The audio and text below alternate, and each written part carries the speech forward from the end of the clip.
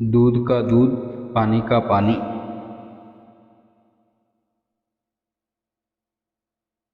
एक बुढ़िया थी।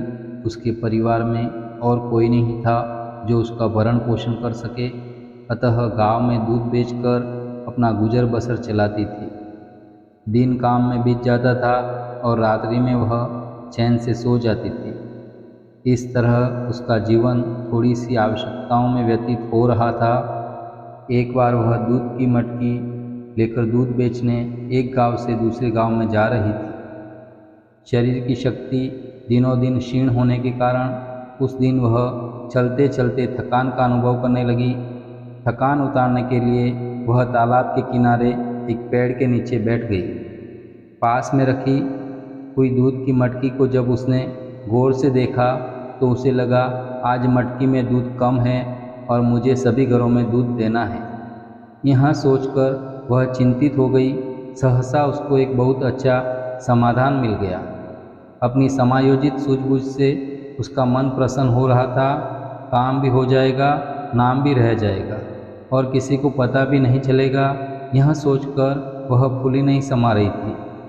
उसने मार्ग के दोनों तरफ देखा और चुपके से तालाब में से जल लेकर दूध की मटकी में मिला दिया। समस्या एक ही दिन की थी, परंतु समाधान ने ईसाई रूप ले लिया। अब बुढ़िया की रोज की आदत बन गई थी तालाब पर रुकना और मटकी में पानी मिला देना। पहले दिन समस्या परिस्थिति के कारण थी, किंतु अब उसे लालच आ गया। भगवान महावीर ने कहा है, लाभ के साथ लोभ का ग्राफ बढ़ता जाता है। ठीक उसी प्रकार लाभ से लोभ जैसे जैसे बढ़ता गया, वैसे उसने दूध में जल का हिस्सा बढ़ा दिया। कहते हैं मिलावट आटे में नमक जितनी तो चल सकती है, पर मिलावट जब आधे पर पहुंच जाती है तो उसे छिपाना बड़ा मुश्किल हो जाता है। जैसे दुर्गंध हो या सुगंध, उसे छिपाया नहीं जा सकता, इसी प्रकार माया और मिलावट भी अधिक देर तक नहीं चल सकती। मिलावट की स्थिति आधा दूध और आधा पानी तक पहुंच गई थी। इस संसार में इंसान सबसे पहले जब पाप करता है तो शायद किसी परिस्थिति से मजबूर होकर करता होगा। एक बार उसमें सफलता मिल जाती है तो वह बार बार पाप करता है। बाद में आदत से मजबूर होकर भी करने लगता है। एक दिन वह बुढ़िया उस गांव में दूध बेचकर पैसा इकट्ठा करके अपने घर की ओर लौट रही थी। रास्ते में उसी तालाब पर रुकी। गर्मी के दिन थे और उसे प्यास लग रही थी। उसने सोचा एक क्षण टोकरी टिकाकर पानी पी लेती हूँ। तालाब के किनारे वृक्ष के नीचे टोकरी रखी और झुककर पानी पीने लगी। उस पेड़ पर एक बंदर बैठा हुआ था। उसने मौका देखकर टोकरी में से पैसे की पोटली उठाई और पेड़ पर चढ़ गया। बंदर ने सोचा कोई खाने की वस्तु होगी। पानी पीते ही बुढ़िया ने टोकरी पर नज़र डाली तो देखा पोटली गायब है। वह एकदम घबरा गई। उसने इधर उधर चारों तरफ देखा, परंतु दूर दूर तक कोई भी नहीं दिखाई दिया।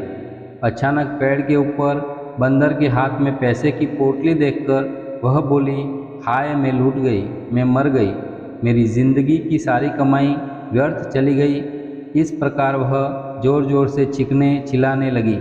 बुढ़िया को रोते देखकर बंदर ने पोटली में से एक सिक्का निकाला और उसकी टोकरी में डाला। यह देखकर उसका मन थोड़ा आशान्वित होकर आश्वस्त हो गया, परंतु बंदर ने दूसरा सिक्का उठाया और उसे तालाब में डाल दिया। बंदर के लिए यह एक अच्छा खेल हो गया। वह बारी बारी से एक सिक्का बुढ़िया की टोकरी में और एक सिक्का पानी में डालने लगा। बुढ़िया को अपने आधे पैसे पानी में डूबने का बड़ा दुख होने लगा, पर वह असहाय थी।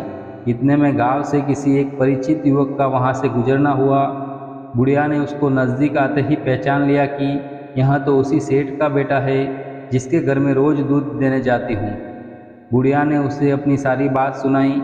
युवक बड़ा विचक्षण था। उसने कहा, मैया, इस बंदर ने तो सचमुच दूध का दूध, पानी का पानी कर दिया। दूध के पैसे टोकरी में डाल दिए और पानी के पैसे पानी में डालकर हिसाब बिल्कुल बराबर कर दिया। तब से यह कहावत चल पड़ी, दूध का दूध, पानी का पानी।